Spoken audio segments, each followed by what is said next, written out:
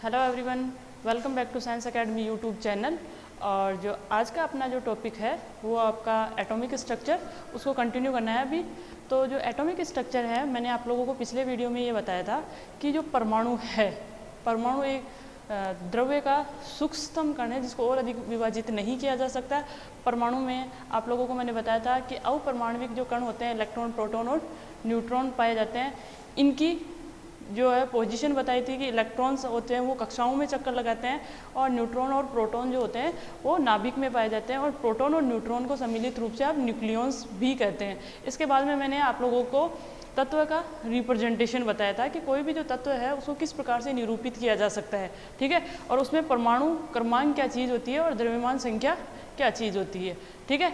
तो देखिए, हमेशा ध्यान रखना, जब भी द्रव्यमान संख्या की बात आती है या परमाणु भार की बात आती है तो हमेशा जो नाभिक में उपस्थित प्रोटॉन और न्यूट्रॉन की संख्या को ही काउंट किया जाता है, इलेक्ट्रॉन की संख्या को काउंट नहीं किया जाता है, क्योंकि इलेक्ट्रॉन का जो द्रव्यमान होता है वो परमाणु में उपस्थित प्रोटॉन और न्यूट्रॉन की तुलना में बहुत नगण्य होता है। इसलिए उसको क्या कर दिया जाता है, नगण्य मान लिया जाता है या फिर उसको नेग्लिजिबल मानते हैं। तो केवल प्रोटॉन और बाहर निकालते टाइम केवल प्रोटॉन और न्यूट्रॉन की संख्या देखी जाती है, ठीक है।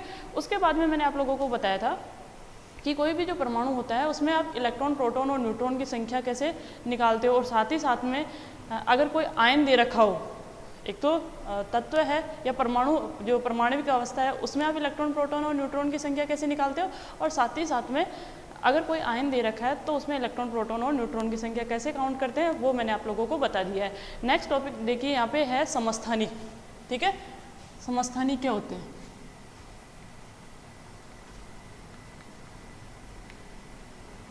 समस्थानिक आइसोटोप्स,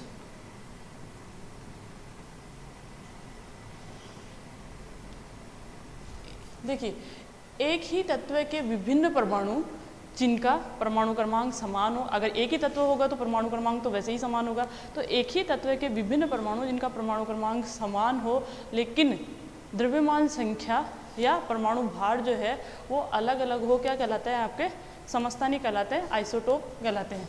तो आप इसको ऐसे लिख सकते हो, एक ही तत्व के विभिन्न परमाणु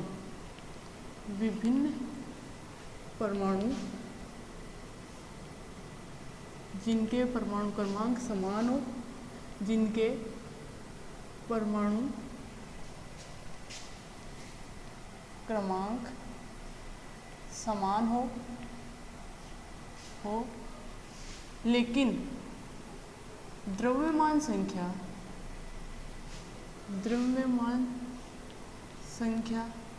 अलग अलग हो,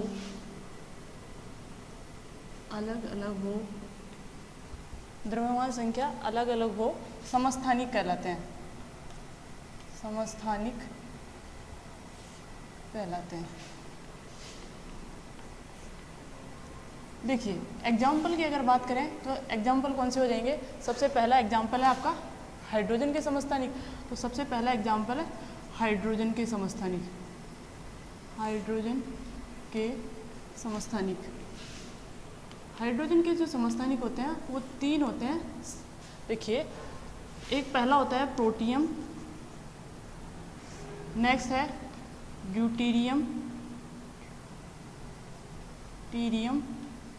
नेक्स्ट है आपका ट्राइटियम।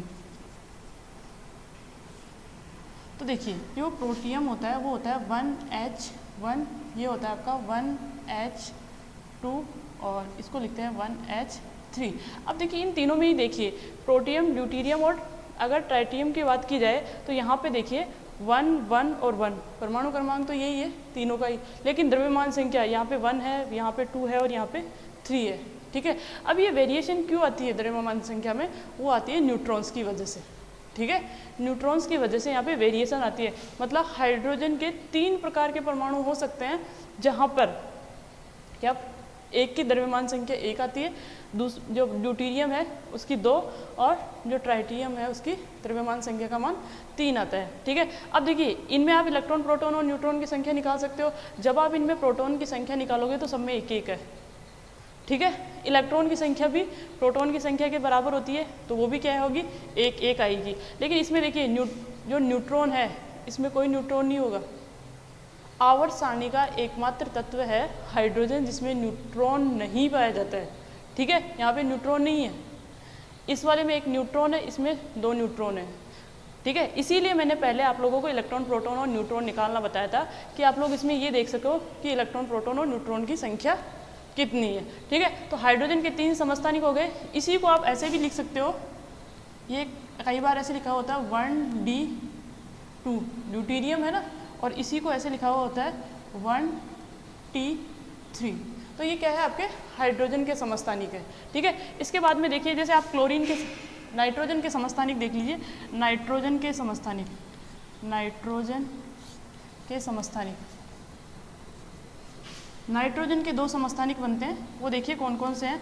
सबसे पहला है आपका, नाइट्रोजन कितने नंबर पे आता है, 7 पे, तो ये हो जाएगा 7 नाइट्रोजन 14, और एक हो जाएगा 7 नाइट्रोजन 15। ये क्या है, आपके नाइट्रोजन के 2 समस्थानिक पाए जाते हैं। ठीक है, नेक्स्ट देखिए, अब देखिए प्रकृति में इनकी कितनी मात्रा है। ठीक है, उस हिसाब से ये क्या करते हैं, मतलब इनकी कितनी मात्रा पाई जाती है, इस हिसाब से इनके जो क्या समस्थानिक तो है ही हैं, उसके साथ साथ ही इनकी, जैसे इसकी कितनी परसेंटेज नाइट्रोजन अगर एनवायरनमेंट में प्रेजेंट है तो कितना परसेंट ये होता है, कितना परसेंट ये होता है, उसके आधार पे ही इनके ये लिखे जाते हैं। या फिर कितनी मात्रा में N14% है, कितनी मात्रा में ये है, वो बाद में अपन इस चैप्टर में जो लास्ट है उसमें ये देखते हैं कि फिर इनका एवरेज देखा जाता है कि किस हिसाब से इनका द्रव्यमान संख्या आएगी। तो ये नाइट्रोजन के समस्थानिक हो गए। ऐसे ही अगर आप कार्बन के समस्थानिकों की बात करो तो देखिए, कार्बन के समस्थानिक ये हो जाएंगे आपका, कार्बन कितने नंबर पे आता है, 6 नंबर पे, तो ये हो जाएगा 6 कार्बन 12, ये हो जाएगा 6 कार्बन 13, और नेक्स्ट हो जाएगा 6 कार्बन 14। ठीक है, कार्बन के 3 समस्थानिक पाए जाते हैं। ऐसे ही अगर आप किसकी बात करो, ये हो गए क्लोरीन के समस्थानिकों की। देखिए क्लोरीन जो होता है, क्लोरीन के 2 समस्थानिक होते हैं। ठीक है, नेक्स्ट आप यहाँ पे नीचे लिख सकते हो, क्लोरीन के जो समस्थानिक होते हैं वो कौन कौन से होंगे, आपका क्लोरीन 35, और एक होता है क्लोरीन 37%। ठीक है, अब देखिए इनका जो एवरेज जितना परसेंट पाया जाता है, उस हिसाब से अगर आप इसकी बात करो तो वहाँ पे क्लोरीन का जो रियल में जो क्या बोलते हैं उसको, द्रव्यमान संख्या का मान आता है, वो आता है 35.5%। क्योंकि इसमें क्या होता है कि जो ये है वो 75% होती है, और ये आपका 25% के आसपास होता है। ठीक है, तो देखिए सिंपली अपने को यहाँ पे ये समझना है कि समस्थानिक क्या होते हैं। कई बार डायरेक्ट क्वेश्चन ये आता है कि निम्न में से कौन से जो आपके स्पीसीज़ है वो समस्थानिक है, कौन से संभारिक है, ऐसे।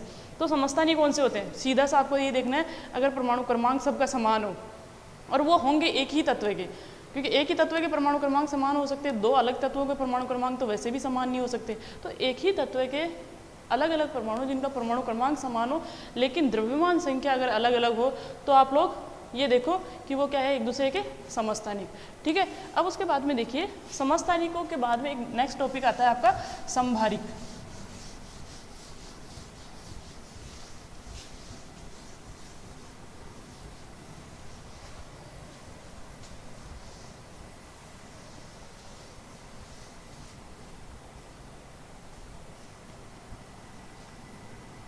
संभारिक, आइसोबार्स। देखिए अब इसके नाम से क्या पता चल रहा है, समभारिक मतलब जिनका भार समान हो। क्या हो, जिनका भार समान हो। तो आप लिख सकते हो विभिन्न तत्वों के परमाणु, विभिन्न तत्वों के परमाणु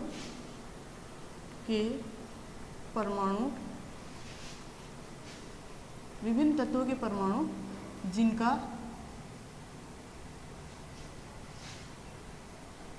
जिनकी द्रव्यमान संख्या समान हो, या परमाणु भार एक ही बात है, जिनकी द्रव्यमान संख्या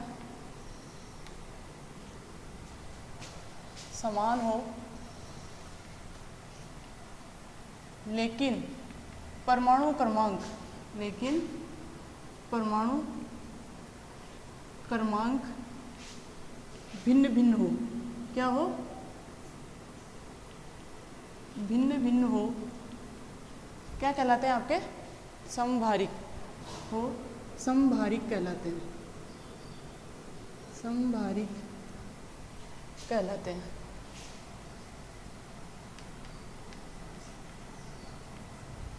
ठीक है, विभिन्न तत्वों के परमाणु जिनकी द्रव्यमान संख्या समान हो लेकिन परमाणु क्रमांक भिन्न भिन्न हो, क्या कहलाते हैं? समभारिक। एग्जाम्पल देखिए, जैसे यहाँ पे मैं एग्जाम्पल की बात कर रही हूँ, कार्बन 14 है और ये 6 नंबर पे, ऐसे ही नाइट्रोजन 14 ये 7 नंबर पे। अब देखिए ये जो दो आपके स्पीसीज यहाँ पे दे रखी है उसमें से दोनों का परमाणु क्रमांक तो अलग है लेकिन द्रव्यमान संख्या क्या है? द्रव्यमान संख्या या परमाणु भार एक ही बात है। ठीक है, तो अगर यहाँ पे परमाणु का भार समान है तो वो क्या हो गए? समभारिक। ऐसे ही नेक्स्ट एग्जाम्पल देखिए, जैसे आपके पास है आर्गन, आर्गन है, पोटेशियम है, कैल्शियम है, इनका जो आपका परमाणु भार होता है वो ये होता है, ये 18 नंबर पे, ये 19 और ये 20 नंबर पे। कहने का मतलब यहाँ पे ये तीनों देखिए परमाणु क्रमांक, अगर नीचे वाले, सीधी सी बात है, अगर नीचे वाले तीनों समान है इसका मतलब वो क्या है? समस्थानिक है। अगर ऊपर वाले तीनों समान है इसका मतलब वो क्या है? समभारिक है। ठीक है, तो क्या हो गया? आइसोबार या समभारिक का क्या मतलब हो गया? विभिन्न तत्वों के परमाणु जिनका परमाणु क्रमांक अलग अलग हो लेकिन द्रव्यमान संख्या या परमाणु भार समान होते हैं वो क्या कहलाते हैं? आपके समभारिक। नेक्स्ट देखिए आप, इसके बाद में आता है सम न्यूट्रॉनिक। नेक्स्ट टॉपिक आता है आपका सम न्यूट्रॉनिक, सम न्यूट्रॉनिक, इसको बोल सकते हो आप आइसो सम न्यूट्रॉनिक। देखिए इसका क्या मतलब होता है?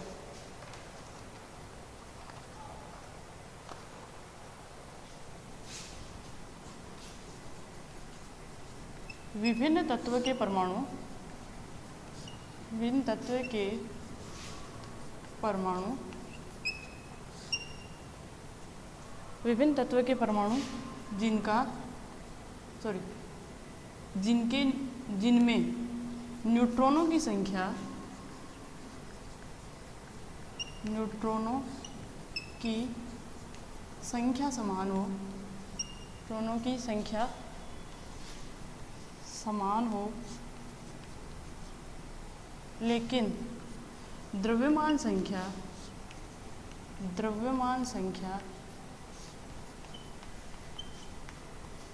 व परमाणु क्रमांक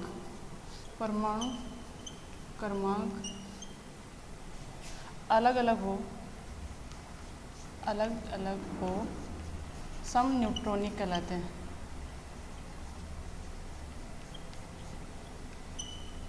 न्यूट्रॉनिक कहलाते हैं। देखिए जिनमें क्या हो, न्यूट्रॉनों की संख्या समान हो लेकिन क्या हो? आपके द्रव्यमान संख्या और परमाणु क्रमांक दोनों ही क्या हो?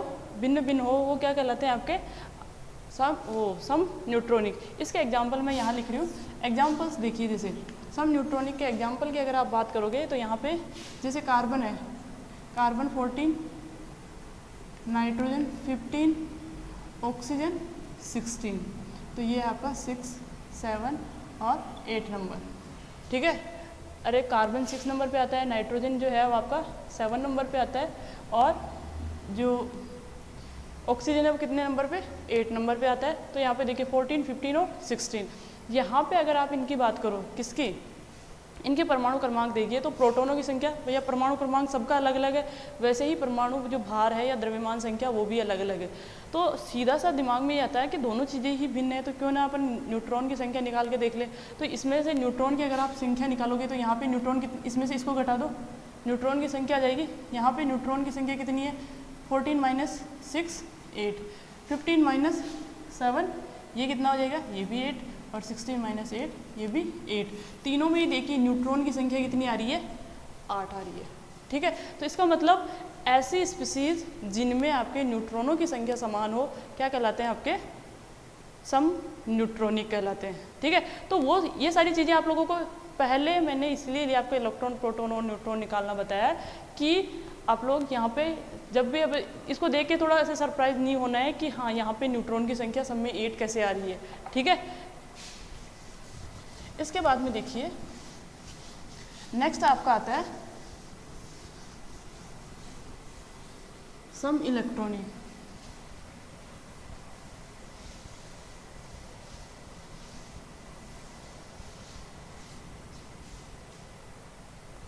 सम इलेक्ट्रॉनिक,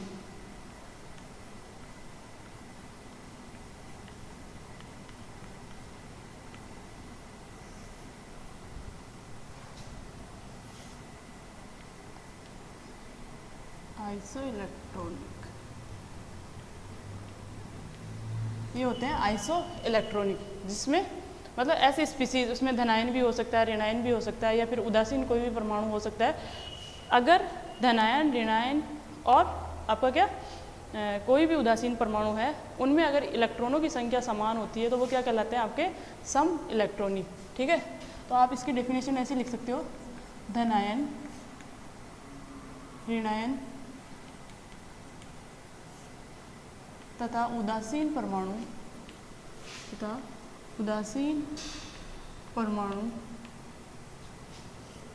का समूह है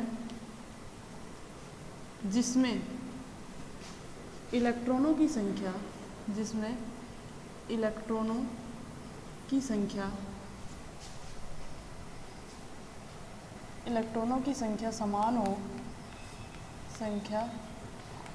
समान हो, सम इलेक्ट्रॉनिक कहलाते हैं, सम इलेक्ट्रॉनिक कहलाते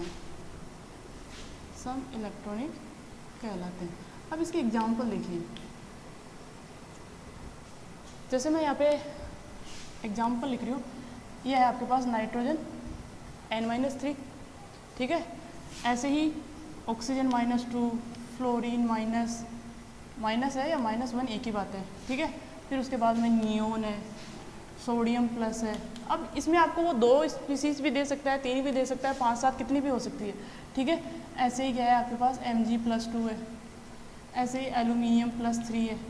तो मैंने एक इतनी बड़ी सीरीज से बना दी है, उसमें आप लोगों को सब में क्या देखना है, इलेक्ट्रॉनों की संख्या। अब आप लोग इसमें सब में इलेक्ट्रॉनों की संख्या काउंट कर सकते हैं। देखिए नाइट्रोजन कितने नंबर पे आता है, 7 नंबर पे। तो इसका मतलब परमाणु क्रमांक क्या हुआ, परमाणु क्रमांक 7 है, प्रोटोनों की संख्या भी 7 है। तो किसी भी उदासीन परमाणु में प्रोटोनों की संख्या और इलेक्ट्रॉनों की संख्या समान होती है। तो इसमें 7 क्या हो जाएंगे, आपके इलेक्ट्रॉन हो जाएंगे। लेकिन इसमें -3 चार्ज भी है, इसका मतलब 7 और 3 कितने हुए, 10। तो यहाँ पे जो इलेक्ट्रॉनों की संख्या है वो कितनी है, इसमें है 10। अपने को सब में इलेक्ट्रॉनों की संख्या निकालनी है। ऐसे ही ऑक्सीजन में इलेक्ट्रॉनों की संख्या कितनी होगी, 8 तो इसके पास उदासीन परमाणु में है, और 2 इसने और ले ली, मतलब -2 है, इसका मतलब और 2 जोड़ोगे तो इसमें भी कितनी है, 10। फ्लोरीन 9 नंबर पे आता है, 9 और 1 10, यहाँ पे भी इलेक्ट्रॉनों की संख्या 10। नियोन में उदासीन परमाणु है, इसमें वैसे ही आपको पता है 10 नंबर पे आता है, प्रोटोनों की संख्या भी 10, इलेक्ट्रॉनों की संख्या भी 10। इसके बाद में है आपका सोडियम में यहाँ पे देखिए 11 नंबर पे आता है, ठीक है। +1 का मतलब 1 इलेक्ट्रॉन इसने डोनेट कर दिया, अब कितने रह गए, 10 इलेक्ट्रॉन। ऐसे ही मैग्नीशियम में देखिए कितने नंबर पे, 12 नंबर पे है। तो यहाँ पे इलेक्ट्रॉनों की संख्या भी कितनी होगी, 12 आ जाएगी। लेकिन +2 होने के कारण आपके 2 इलेक्ट्रॉन इसने डोनेट कर दिए या त्याग दिए, अब कितने रह जाएंगे, 10 इलेक्ट्रॉन। ऐसे ही जो एल्यूमिनियम है वो 13 नंबर पे आता है, और 13 इसमें क्या हो जाएंगे, इलेक्ट्रॉन हो जाएंगे।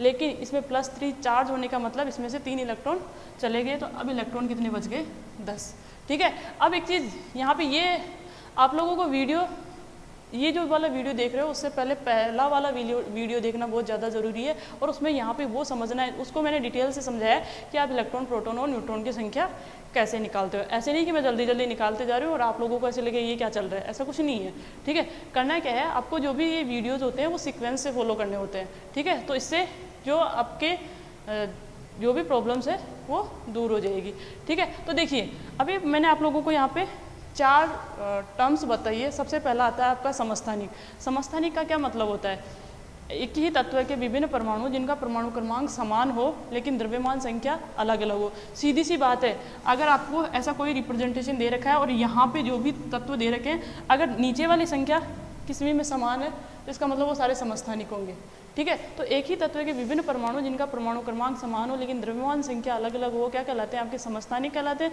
नेक्स्ट आपका आता है समभारिक, ठीक है। आइसोबार, एक विभिन्न तत्वों के परमाणु जिनका क्या हो, आपका परमाणु क्रमांक अलग अलग हो लेकिन द्रव्यमान संख्या समान हो, क्या कहलाते हैं, आपके समभारी कहलाते हैं। समभारी का एग्जाम्पल मतलब आपको ये देखना है कि ऊपर जो आपके द्रव्यमान संख्या की अगर जहाँ बात कर रहे हैं वो द्रव्यमान संख्या समान आनी चाहिए, ठीक है। इसके बाद में आपके आते हैं सम न्यूट्रॉनिक। सम न्यूट्रॉनिक में क्या होता है कि ऐसे स्पीसीज जिनमें कि न्यूट्रॉनों की संख्या समान हो, क्या कहलाते हैं, सम न्यूट्रॉनिक। अब इसमें क्या होता है कि परमाणु क्रमांक और द्रव्यमान संख्या दोनों ही अलग अलग होते हैं, दोनों ही क्या होते हैं, अलग अलग होते हैं। लेकिन न्यूट्रॉन्स अगर आप उसमें निकाल के देखोगे तो न्यूट्रॉन्स की संख्या क्या आएगी, समान आएगी। नेक्स्ट आपके इसके बाद में आता है आपका सम इलेक्ट्रॉनिक। सम इलेक्ट्रॉनिक का मतलब होता है ऐसी स्पीसीज, मतलब इनमें स्पीसीज में धनायन, ऋणायन और कोई भी उदासीन परमाणु का समूह हो सकता है। तो उसमें अगर इलेक्ट्रॉनों की संख्या समान आए तो उसको क्या बोलना है, सम इलेक्ट्रॉनिक का एग्जाम्पल है, ठीक है। तो यहाँ पे सम इलेक्ट्रॉनिक, सम न्यूट्रॉनिक, समभारिक और आइसोटोप्स मतलब समस्थानिक, ये आप लोगों को पता होना चाहिए। सीधा सीधा क्वेश्चन आते हैं कि निम्न में से जो आपके समभारिकों का समूह है, निम्न में से कौन से जो आपका समूह है वो समस्थानिक है या सम इलेक्ट्रॉनिक है, तो वो आप लोगों को वहाँ पे निकाल के देखना होता है, ठीक है। इसके बाद में अपना नेक्स्ट टॉपिक आता है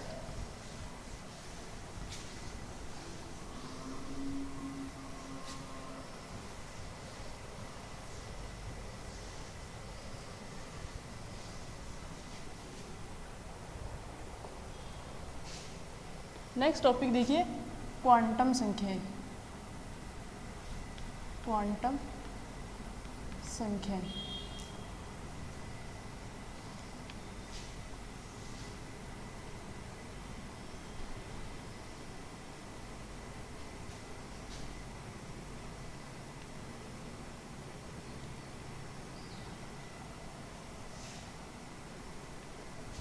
अब एक चीज़ देखिए, यहाँ तक जो अभी अपन ने पढ़ा है वो आप लोगों ने कहीं ना कहीं छोटी क्लासों में पढ़ रखा है, लेकिन क्वांटम संख्याएं वर्ड शायद आप लोगों के लिए नया है, ठीक है। क्वांटम संख्याएं जो है वो आप लोगों के लिए नया वर्ड है। तो अब अपने को बिल्कुल डिटेल से और स्टेप बाय स्टेप एक एक चीज़ समझनी है, अदरवाइज़ कई बार क्या होता है कि सब कुछ पढ़ने के बाद में क्वांटम संख्याएँ रह जाती है, जो अपने को नहीं करना है। कहने का मतलब मेरा ये है कि आप लोगों को इसको आराम से शांत दिमाग से सुनना है और समझना है कि एक्चुअल में क्वांटम संख्याएं क्या चीज़ होती है, ठीक है। तो देखिए सबसे पहले तो जो क्वांटम संख्याएं होती है वो 4 संख्याओं का समूह होती है, जो कि इलेक्ट्रॉन की ऊर्जा, उपकोष की आकृति, कक्षकों का अभिविन्यास तथा उनके चक्रण के बारे में बताती है। क्या क्वांटम संख्याएँ 4 संख्याओं का समूह होती है, ठीक है। तो क्वांटम संख्याएँ 4 संख्याओं का समूह होती है, जो कि इलेक्ट्रॉन की ऊर्जा, उपकोष की आकृति, कक्षकों के अभिविन्यास तथा चक्रण के बारे में बताती है, ठीक है। ये एक्चुअल में कोई भी आपका जो परमाणु है उसमें उपस्थित जो इलेक्ट्रॉन है उसकी एग्जैक्ट जो पोजीशन है वो क्वांटम संख्याएं बताती है। तो इस आधार पर जो क्वांटम संख्याएं होती है वो 4 प्रकार की होती है, ठीक है। तो देखिए सबसे पहली जो क्वांटम संख्या है वो है मुख्य क्वांटम संख्या।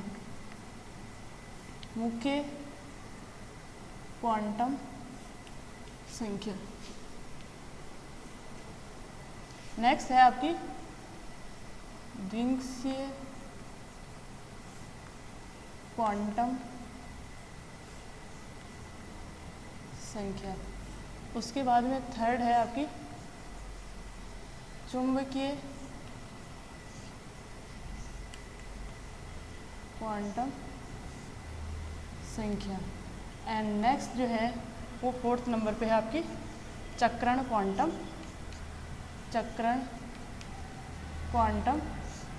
संख्या, ठीक है। तो देखिए क्वांटम संख्याएं होती है वो 4 प्रकार की होती है। सबसे पहली है आपके मुख्य क्वांटम संख्या, नेक्स्ट है द्वितीय क्वांटम संख्या और नेक्स्ट है चुंबकीय क्वांटम संख्या, देन नेक्स्ट और लास्ट है आपका चक्रण क्वांटम संख्या, ठीक है। तो ये जो क्वांटम संख्याएं होती है, अब अपने को ये देखना है कि ये क्वांटम संख्याएं एक्चुअल में अपने को बताती क्या है या फिर इनकी जो डिटेल स्टडी है वो अपने को करनी है, ठीक है। तो देखिए अगर आप क्वांटम संख्याओं को समझना चाहते हो तो आप इसको ऐसे समझ सकते हैं।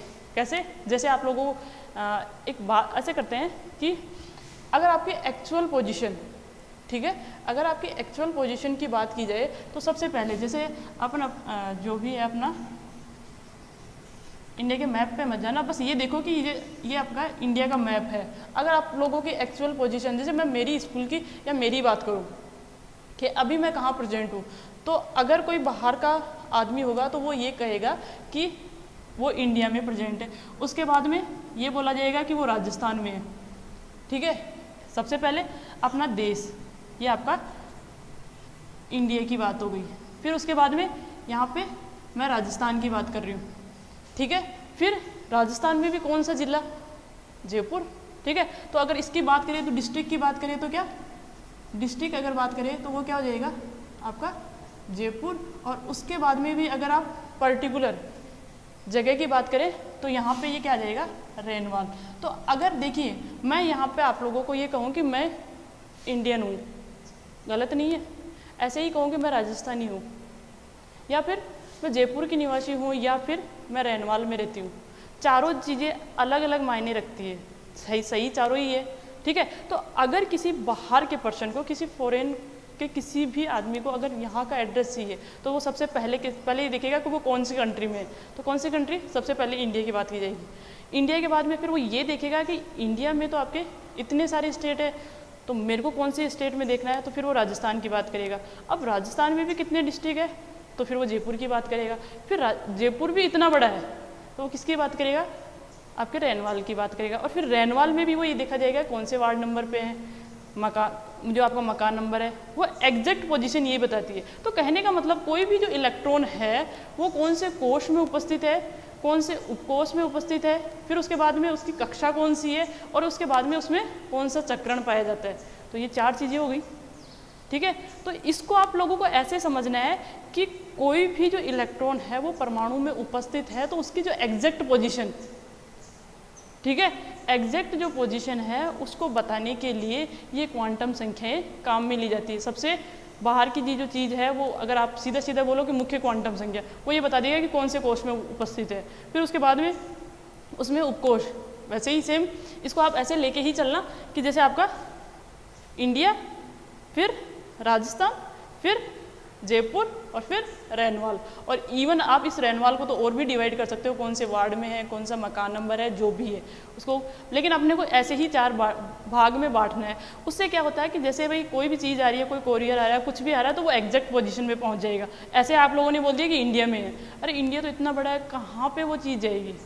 सेम ऐसे ही बहुत सारे एग्जाम्पल से आप इसको समझ सकते हो। तो जो इलेक्ट्रॉन है उसकी एक्चुअल पोजीशन को शो करने के लिए या उसकी एक्चुअल पोजीशन जो है उसको बताने के लिए क्वांटम संख्याओं का उपयोग किया जाता है, या क्वांटम जो संख्याएं हैं वो उसकी एग्जैक्ट पोजीशन बताती है कि उसका ऊर्जा स्तर कौन सा है, उसका उपकोश कौन सा है, वो कौन से कक्षक में प्रेजेंट है, और उसका चक्रण कौन सा है। तो इस हिसाब से अपने को क्वांटम संख्याएं पढ़नी है। तो देखिए आज के लिए बस इतना ही। ये जो क्वांटम संख्या वाला जो टॉपिक है उसको नेक्स्ट वीडियो में कवर करेंगे। तो ज़्यादा से ज़्यादा इन वीडियोज़ को अपने जो फ्रेंड्स हैं उनके साथ शेयर करना है, लाइक करना है और सब्सक्राइब करना है। ठीक है, थैंक यू फॉर वॉचिंग।